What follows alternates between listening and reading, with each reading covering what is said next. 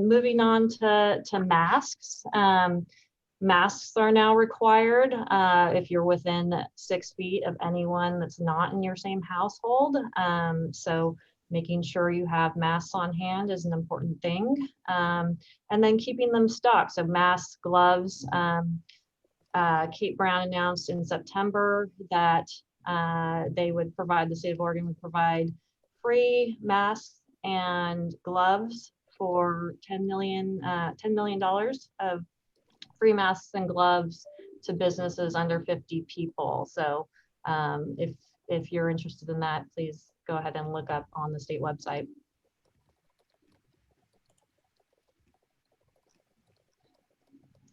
Again, some more obvious things, avoid direct handling of food, avoid self-service buffet style, and try to hand off food on either a table or potentially hand off in a box. Clean, frequently touched surfaces, including door hardware and switches and valves. Use disposable items such as menus and utensils. And then moving on into more technology, contactless interfaces are now an option. So you can pay with your phone from afar. You can wait for your table from your car. You can also disable things like signatures and receipts to avoid having that direct contact with customers.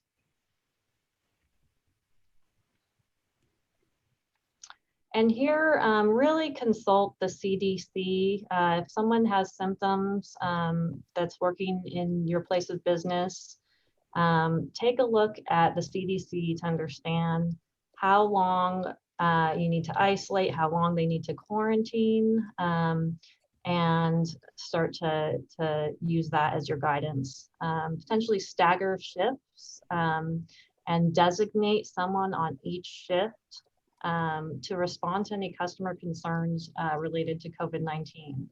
And then again, apps for ordering food and waiting for tables.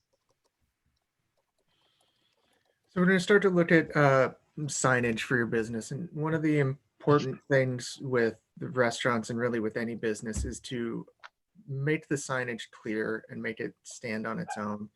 You want to avoid visual clutter. So putting up too many signs or signs which are confusing or have too many words to read, really. You want to try and use diagrams that are clear when you can, so that somebody doesn't have to stand next to your window and read the paragraph of signage or something like that to understand what the directions are. So it's very important to provide clear direction on your signage. Your signage should not be apologetic. It should basically set the expectation for your customers, which gives them a sense of security and a feeling of comfort right now with all of the uncertainty. You want them to be able to walk up and understand before they get before they get into your business, what the expectations are for the safety protocols that you're employing at your restaurant or business. It's also important that there's signage for your staff. I think it's equally important that the signage for your staff, at least some of it, is visible to your customers so that your customers know what safety precautions you're taking internally with your staff. QR codes are a great tool right now to provide a touchless way for somebody to access your menu or place a reservation or queue in line for takeout without having to come up to a window or physically touch something that would have to then be cleaned. Another very important thing with signage is to take a small amount of time and try to integrate it into your branding for your restaurant or business. It really shows a commitment to what you're doing, and it makes people feel more comfortable to know that you didn't just download a sign off of the state's website and tape it up in your window, but you really took the time to think about it and implement those safety precautions. And then lastly, you need to think about where people are standing when they're reading your signage, how far away you want them to be, and where you want them to queue at. There's some general rules of thumb for how big signage should be.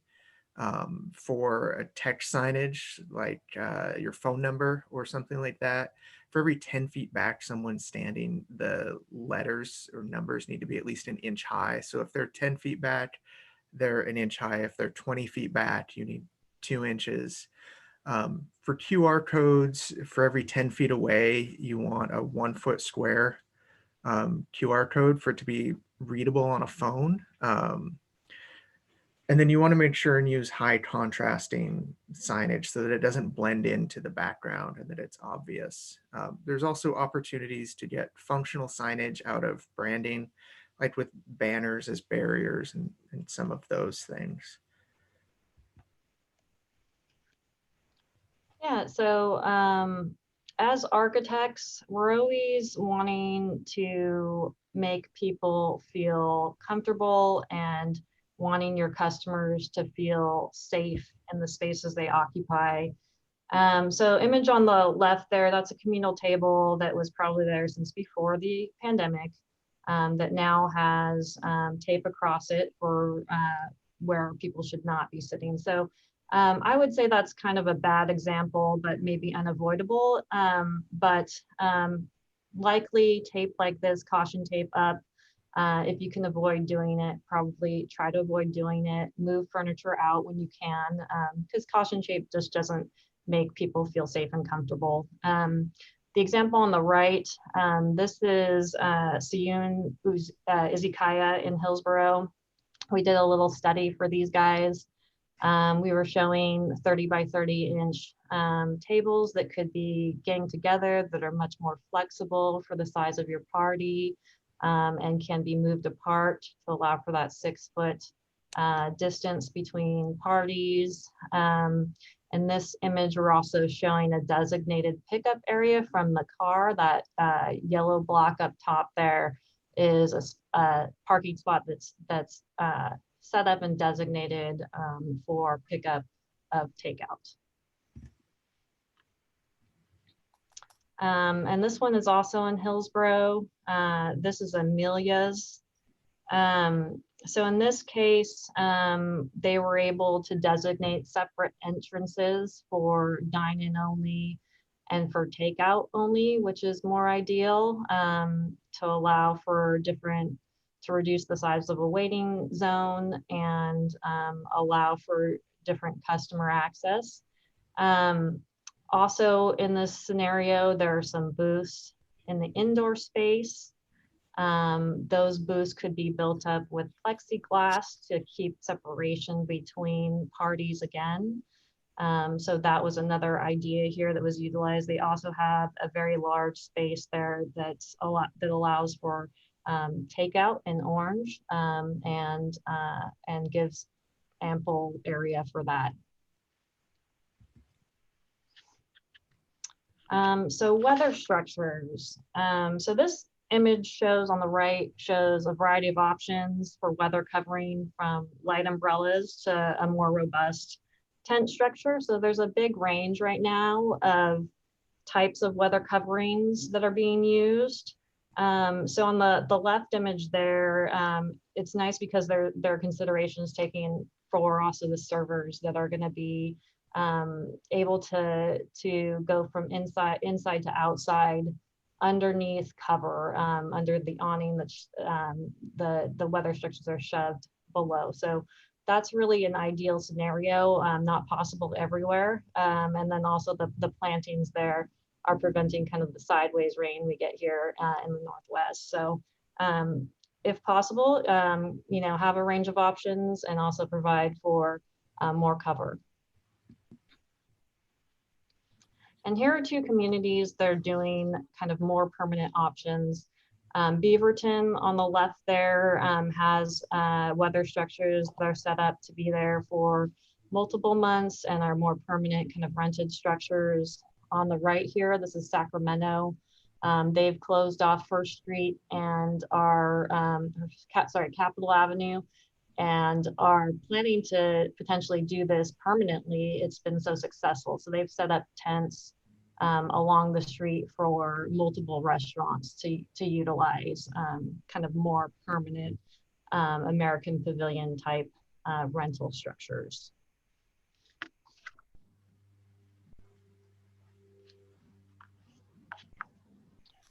So for a less permanent option, heating elements, these are infrared heaters that can be purchased at Home Depot or online.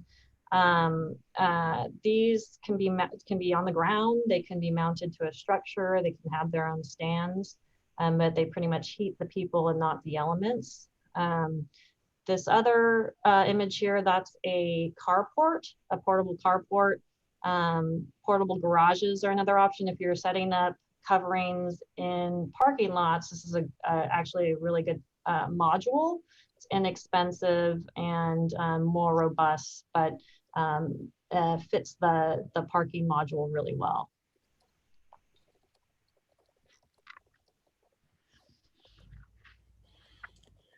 So we're going to talk about the customer experience now. It's very important when you're setting this up to consider the outdoor space an extension of your indoor restaurant. You want to give your customers as close to the same experience as they are used to pre-pandemic, when they could come dine and enjoy your food and your space. So you want to give it, you don't have to give it the same level of cost, because that's generally not practical right now, but you do want to give it the same level of consideration and care that you do, and spend some time thinking about how you personalize it to your restaurant. Some of the ways you can do that are by putting in planters. The ones on the left, I believe, are actually on wheels, so that they can be rolled in at the end of the shift if needed. But there are good winter plantings you can do that will provide a bit of a buffer between your patrons and the parking lot or the street or wherever they may be. It's also good to consider trying to give it a splash of color to create a little bit of interest and stand out. Looking at barriers, this is a great image. Barriers provide the perception of safety. Even these concrete barriers, they're not going to stop a car if we're being realistic. But you still want people to feel safe, and any form of solid barrier is going to give that perception of safety and make people more comfortable. And then finally, you want to spend some time considering where you're setting up and what the conditions are in that area in the winter. Think about if there are puddles and if you need to put something down, like wood planks as shown in the right, or gravel or something else to keep people from sitting with their feet in puddles, or something else that would lessen their comfort during this time. Another important thing to think about right now is lighting and how you light these spaces at night, since it's going to start getting dark quite early in your service. Right now during COVID, studies have shown that you want a little bit brighter lighting than you normally would for a restaurant. It gives a sense of cleanliness and safety to your patrons, which is quite important right now and makes everyone feel more comfortable. You can also use it to accent plantings or other things, and really give it a good vibe, I guess would be the word I would use. Yeah, I think the image on the right there with the fence made with lighting is kind of a unique idea.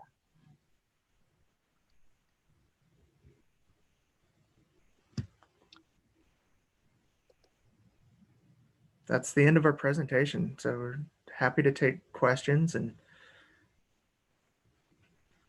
chat through everything. Yeah, I think one idea that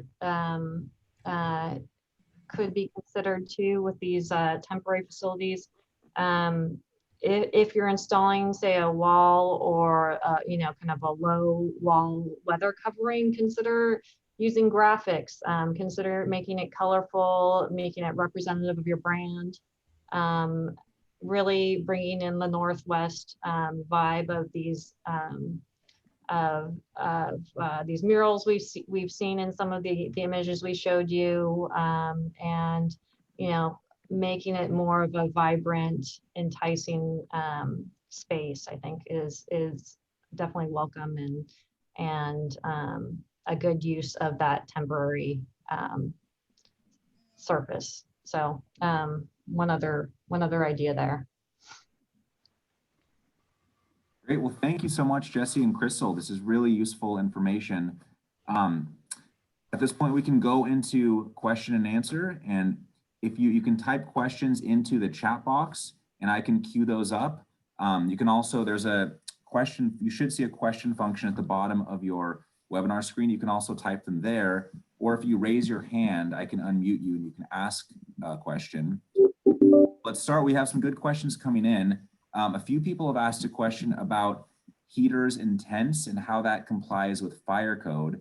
I know every city may be different, but can you speak about generally how to comply the heaters and tents with fire code? I can speak specifically about the infrared heaters. The reason we suggest those is that they don't heat the air.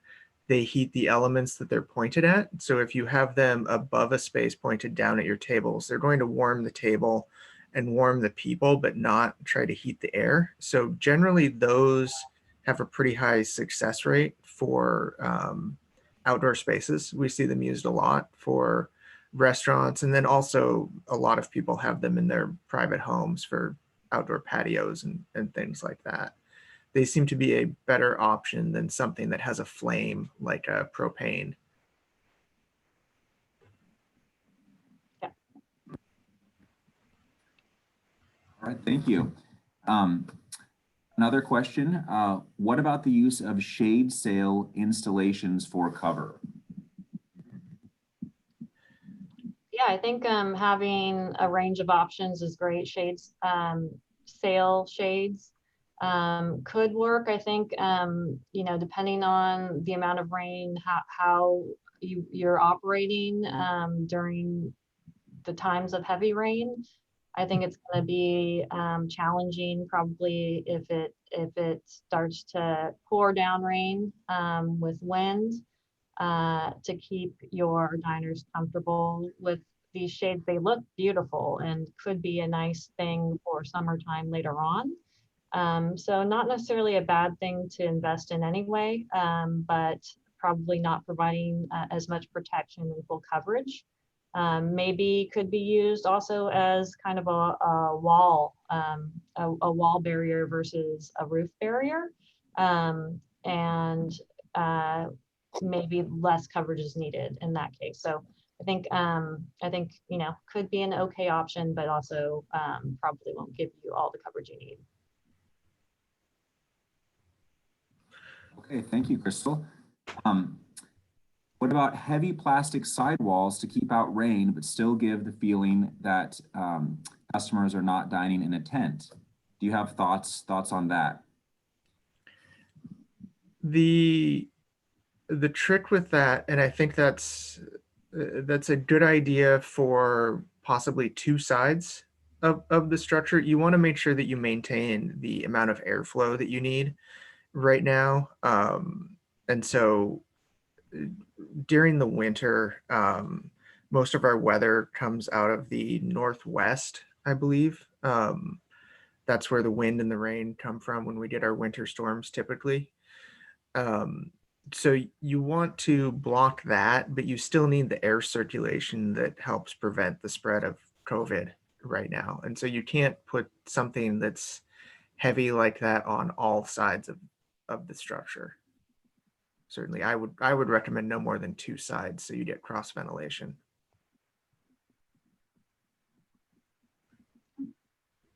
Okay, great, thank you. Do you have any recommendations on any online resources you've come across that show good COVID design examples and tips for outdoor seating and signage? Yeah, I mean, maybe not necessarily specific to good COVID designs, but we can definitely provide more information on just wonderful restaurant design, and take a look at some of the websites that we could either provide a list, but websites like Dzine, which is British, websites like Arc Daily. Um, Jesse, help me out here. Yeah, There there's some for seating's a little trickier. I mean, a lot of what I've seen for just finding seating for outdoor seating, a lot of people go to IKEA and find something that's going to get them through the season, because I think everyone's hoping that this is no more than one winter season that we're dealing with this. Um, as far as signage, a few of the local printers, and we can provide a list, have pre-made signage graphics for COVID that they've come up with that are pretty clear. Precision Images is the one that we've been referring people to the most. They have pre-made packages for COVID signage for different types of businesses that they've been marketing. We can provide a link to that can be distributed. Yeah, and Jesse, I think, brings up a good point. I think all of these ideas, they really depend on your budget and your tolerance for what level of permanence. So yeah, I think, in my examples, they're not as budget friendly as, say, IKEA. So definitely depends on those factors when you're thinking about design for your restaurant. So yeah. Great, thank you. A lot of good engagement. Thank you for all the questions. Keep them coming. So we have a good running list here. A lot of questions about the heaters under the tents. So what about the fact that TVF&R only allows 180 days per calendar year for temporary structures? Or sorry, the one question about the heater was, any feel for how much seating, lights, heaters can stay semi-permanently and how much needs to be brought in each night? Labor costs at closing, how big of a consideration?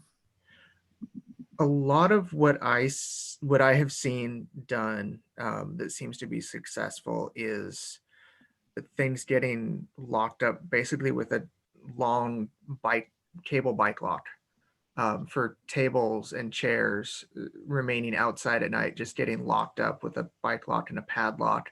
Things like heaters that plug in are a little more of a if they're not mounted semi-permanently to a tent structure or something like that, they're a little more of a target for theft. So I would recommend things like that getting brought in, but most other things I'm seeing are getting locked in place and left overnight without any issue. And the other question was, what about the fact that TVF&R only allows 180 days per calendar year for temporary structures? Have you heard any conversation about changing this law during the pandemic? So actually, when talking with Jordan and actually Forest Grove, Sherwood, and Tigard, I think that's when I've heard a little bit of talk about extending kind of some of these temporary structure regulations. So I don't know, Jordan, if you can cover that with your panelists a little better than we could even. I'll have to look into this. I don't know the answer. I'm not sure if any of my counterparts in Tigard, Forest Grove, or Sherwood know much about this, but we can look into this and get back to the attendees.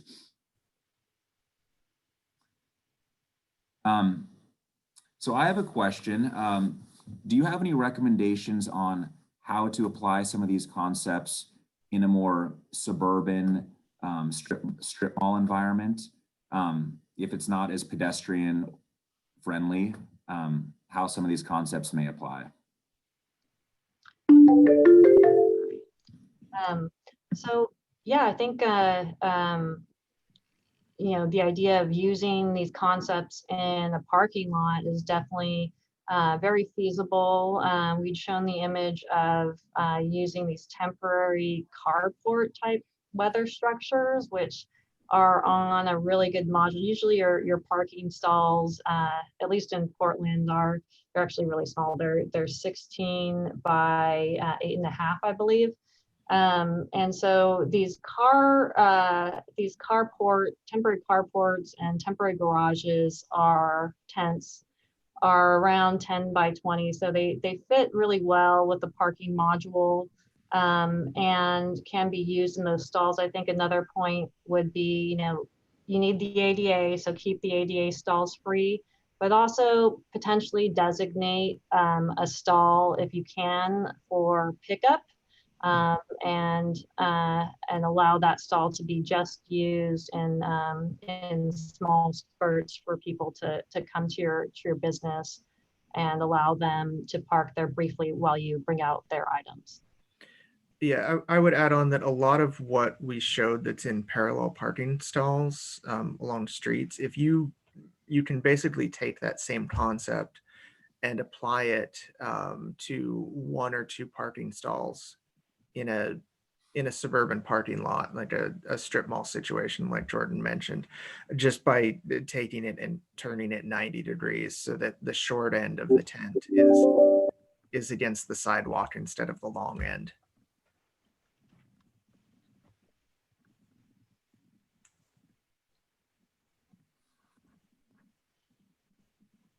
Great, thank you very much.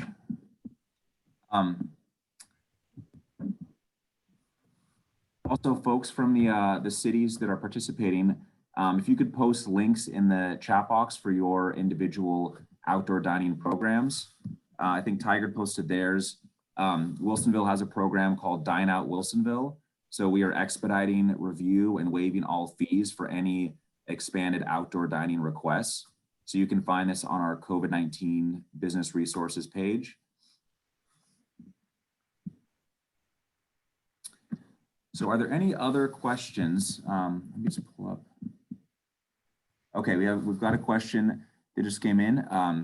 Could you talk more about the use of portable carports versus awnings for outside cover? How stable are they as standalone structures in wind conditions, weight, etc.? Are we talking a significant expense for the carports? No, yeah, they're, I think the ones I was looking at, which are rather good, they're around $200 and available on, Amazon, Home Depot. And it varies definitely. You can get a type with walls that are more like a garage. You can get a type with no walls, and there are color options.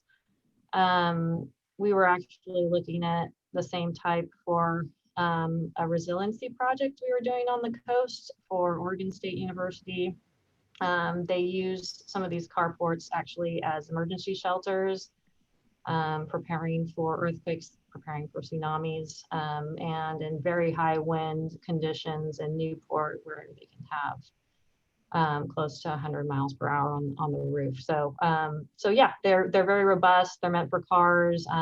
They shouldn't be blowing down, damaging your car. And also you can start to weigh down the legs. You can definitely anchor them to the surface, depending on your ability to do that in whatever location, if it's a street or if it's a parking lot, if it's your sidewalk, or you can anchor them down with concrete blocks, buckets of rocks, whatever makes sense for you at the time.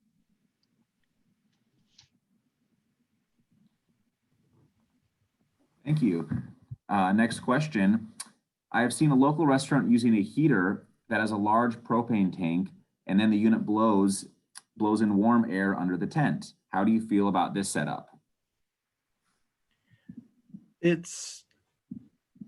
works. It's less than ideal because you need the cross ventilation, which means you're naturally letting the heat escape out one side of the tent.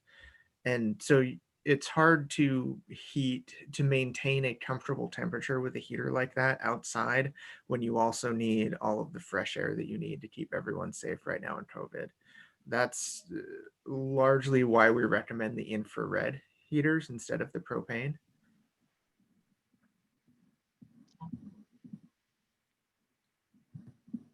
Okay, thank Yeah, you. you definitely don't want to enclose. I mean, you're defeating the purpose if you're enclosing your space on all four sides. You really need that ventilation to have close to the outdoor environment. So we definitely recommend, limiting, at least keeping one wall off, but hopefully two to allow for it to be more of an outdoor space.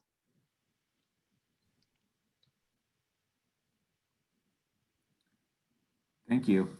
A comment came in. I don't know if you have any reaction to this or agree, but carports and tents need a lot of weights. Sandbags are best if you have cross supports along the bottom. Lots of sandbags. Yeah, that's great. Thank you. Yes, absolutely. Yeah, there's also, depending on what you're able to do, there's also options to anchor it with bolts into the asphalt or concrete that it's sitting on, which put it down more permanently, at least for the season. And that would also hold it in place without all of the weights.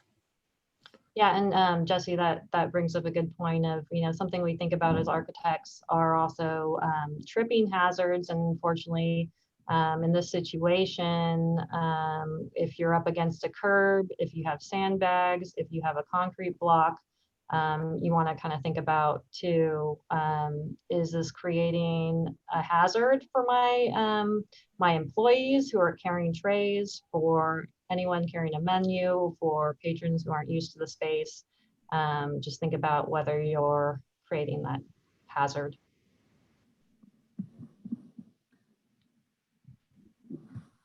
What if you enclose the space but maintain 6-foot distancing? Should you try to create more overall seating? If you enclose the space, if you completely enclose the outdoor space, it's hard because you don't have a typical mechanical system like you would in an enclosed indoor space. And so you're really getting a lot of stagnant air inside that enclosed tent, which is going to increase the spread of COVID based on the current CDC guidelines. So we would not recommend completely enclosing the space, because that fresh air is really key. And also having it not completely enclosed, it seems to make more people more comfortable to come to spaces and eat at your restaurant right now. Yeah, definitely want people to feel safe and comfortable, and it'll turn off certain people, and other people will enjoy it more. But trying to find that balance to allow your patrons to come use your space, and make sure they know that they're safe there. Great, thank you. Another question, what type of assistance can YGH provide restaurants for designing their outdoor seating plan?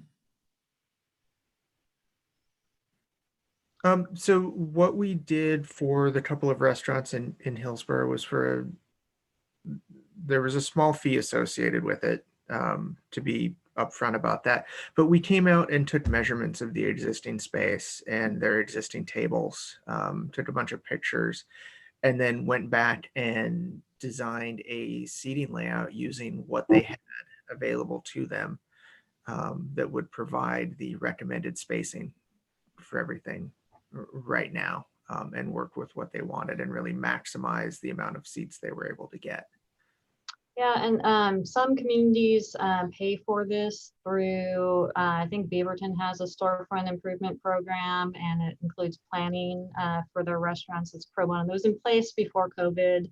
And Jesse, did Hillsborough also have that similar scenario? So that's probably how that was paid for. Yeah, Hillsborough specifically used some emergency COVID funding to pay us for that effort, but it's really going to depend on what city you're in and what programs they might have available if they're going to do something like that.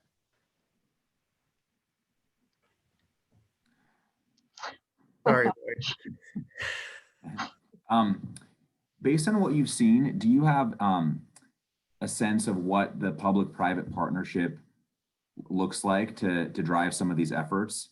How can cities work with, maybe this is a question kind of for the public sector folks here too, but if we would like to pilot a semi-permanent or permanent outdoor structure, do you have any advice on how cities can work with our commercial property owners and tenants to support that effort?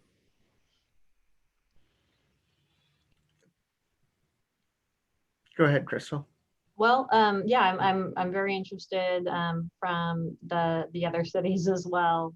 But yeah, I think those programs, the storefront improvement program, that's pretty applicable to what we're talking about here. I think, as well as that planning program, and yeah, I think you know, those types of ideas, having them out there and available. I think architects will be interested in pursuing that and having being a resource for everyone. I think they're interested anyway, but yeah, I think having those resources available for us is ideal. Yeah, we'd love to be of service, of course. Yeah, so to add on, what we've done so far has worked like a storefront improvement program where the city is providing a grant to the business owner, and we're contracted with the business owner if it's for a private business. And we work directly with them and bill them effectively, and then they turn around and receive money from the city to supplement whatever that cost is.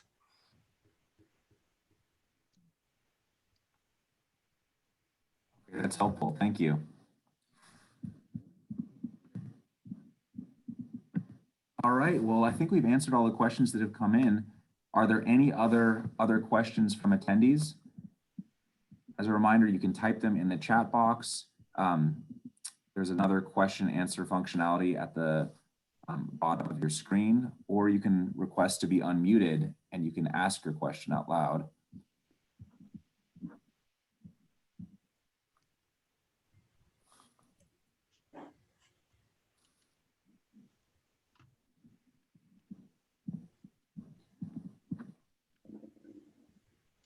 All right, well, it looks like no more questions.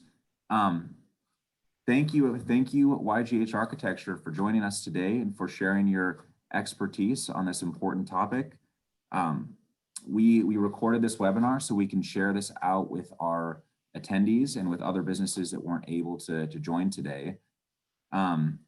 So thank you all. Thank you for joining us, and we'll send a follow-up email with a link to this webinar, and we hope you have a great morning. Thank you. Yeah, thanks for having us. Yeah, thanks all. Thanks, Jordan. Okay, take care. Bye.